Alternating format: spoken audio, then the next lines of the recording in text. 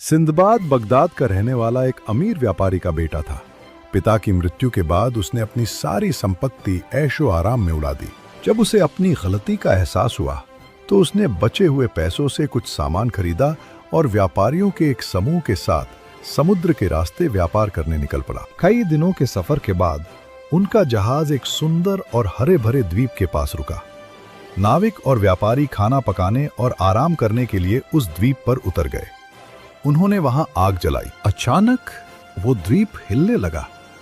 दरअसल वो कोई द्वीप नहीं बल्कि एक विशालकाय व्हेल मछली की पीठ थी, जिस पर सालों से मिट्टी जमा होने के कारण पेड़ पौधे उगाए थे।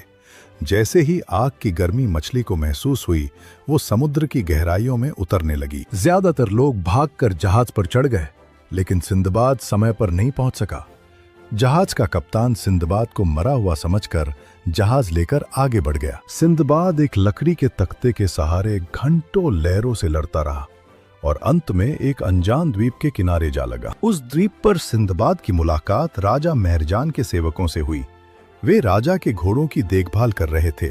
सिंदबाद ने उन्हें अपनी कहानी सुनाई, जिससे प्रभावित होकर वे उसे राजा के पास ले गए। राजा सिंदबाद की ईमानदारी और बुद्धिमानी से बहुत खुश हुआ और उसे अपने राज्य में बंदरगाह का अधिकारी नियुक्त कर दिया। एक दिन एक जहाज उस बंदरगाह पर आया।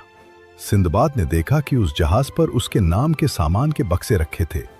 ये वही जहाज था जिससे वो बिछड़ गया था। कप्तान ने पहले तो उसे पहचानने से इनकार कर दिया, लेकिन बाद में सिंदबाद को जीवित देखकर वो बहुत खुश हुआ। सिंदबाद ने राजा मेहरजान से अनुमति ली और उन्हें कीमती उपहार भेंट किए। राजा ने भी उसे विदा करते समय बहुत सारा धन और उपहार दिए। सिंदबाद वापस बगदाद पहुंचा और एक बार फिर अमीर बन गया। सीख: मुसीबत के समय साहस नहीं खोना चाहिए और मेहनत से खोया हुआ सम्मान वापस पाया जा सकता है।